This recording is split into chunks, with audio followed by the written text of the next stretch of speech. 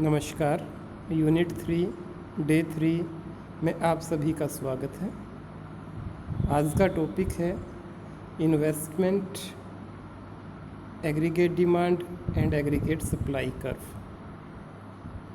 Investment, as we have earlier discussed in chapter 1st, is the expenditure incurred by the producers to increase their production capacity.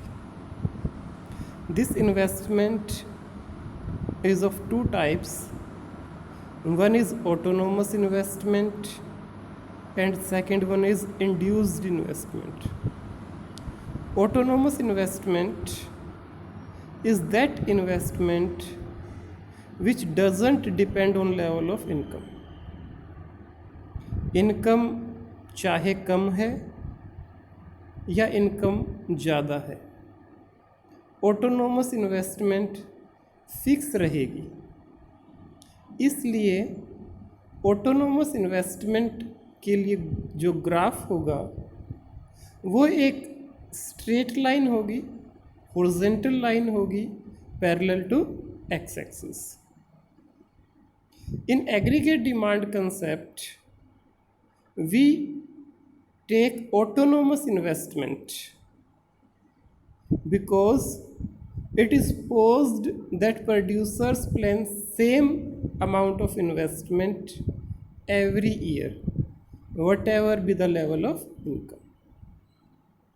Second type is induced investment.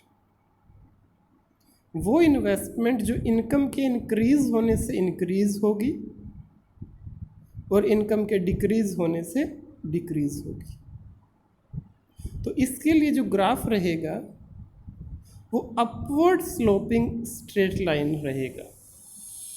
For example, in graph we can see when income is y1, investment is i1. When income increases to y2, investment increases to i2. Now, shape of aggregate demand. We have already discussed the meaning of aggregate demand. Aggregate demand means the total demand of goods and services in an economy during an accounting year. कि एक accounting year में हमारी economy में जो goods and services produce हुए हैं उनकी demand को हम एग्रीगेट डिमांड कहेंगे। अब डिमांड को हम एक्सपेंडिचर से मेज़र करते हैं। जैसे मैं एक कार की डिमांड करता हूँ, तो इस कार की डिमांड को कैसे मेज़र किया जाएगा कि मैं उस कार के ऊपर कितना एक्सपेंडिचर करना चाहता हूँ, 5 लाख रुपए या 10 लाख रुपए। तो इसलिए जब हम एग्रीगेट डिमांड को मेज़र करने की बात करेंगे तो उसको मेज़र किया जाएगा total expenditure in an economy. अब टोटल एक्सपेंडिचर कौन करेगा? या तो कंज्यूमर्स करेंगे या प्रोड्यूसर्स करेंगे। तो कंज्यूमर्स जो एक्सपेंडिचर करेंगे उसको हमने सी से डिनोट किया, कंजप्शन एक्सपेंडिचर, और जो प्रोड्यूसर्स एक्सपेंडिचर करेंगे उसको हमने आई से डिनोट किया है, investment expenditure. So aggregate demand is equal to C plus I. अब कंजप्शन फंक्शन और उसके लिए ग्राफ हम कर चुके हैं,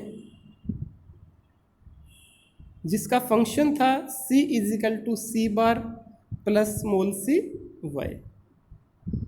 सी बार ऑटोनोमस कंजप्शन है जो कि हम ग्राफ में देख सकते हैं। उसके बाद सी डैश कंजप्शन कर्व है। अब इस कंजप्शन के कंसेप्ट में हम ऑटोनोमस इन्वेस्टमेंट को ऐड करेंगे। ऑटोनोमस इन्वेस्टमेंट के लिए जो ग्राफ रहेगा that is horizontal line parallel to X axis, और दोनों को हम ऐड करके एग्रीगेट डिमांड को फाइंड आउट करेंगे। AD is equal to C plus I. अब हम एग्रीगेट सप्लाई की शेप को डिस्कस करेंगे। एग्रीगेट सप्लाई को हम मेज़र करेंगे total income in an economy. क्यों? क्योंकि सप्लाई को मेज़र किया जाता है इनकम से। एक प्रोड्यूसर है, उसने गुड्स की मार्केट में सप्लाई की, तो उस गुड्स की मार्केट में सप्लाई करने से उसको जो रुपए मिले, जिसको हम इनकम कहते हैं, उससे हम उस सप्लाई को मेज़र करेंगे in monetary sense. Therefore aggregate supply means the total supply of goods and services in an economy during an accounting year. Aggregate supply is measured by total income in an economy. इसलिए aggregate supply को हम total income means national income के equal रखते हैं। Graph इसका हमारा रहेगा ए 45 degree line starting from origin.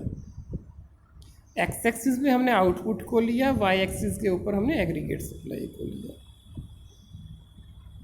जब तक OLF level of output achieve नहीं होगा, जिसको हम फुल एम्प्लॉयमेंट आउटपुट लेवल बोलते हैं, तब तक आउटपुट के प्रोपोर्शन में एग्रीगेट सप्लाई इंक्रीज होगी। 45 डिग्री लाइन की सिग्निफिकेंस भी ये है that it shows the equal proportionate change in both the variables. अब F पॉइंट पर पहुंचने के बाद फुल एम्प्लॉयमेंट लेवल अचीव हो जाएगा, उसके बाद हम आउटपुट को इंक्रीज नहीं कर पाएंगे। इसलिए एग्रीगेट सप्लाई एक वर्टिकल लाइन बन जाएगी parallel to Y axis. In the graph LF is full employment level of output and F is the point after which aggregate supply becomes vertical due to full employment level of resources. Now this is a exercise for your practice. Please note down these questions and write their answer in your notebook. Thanks.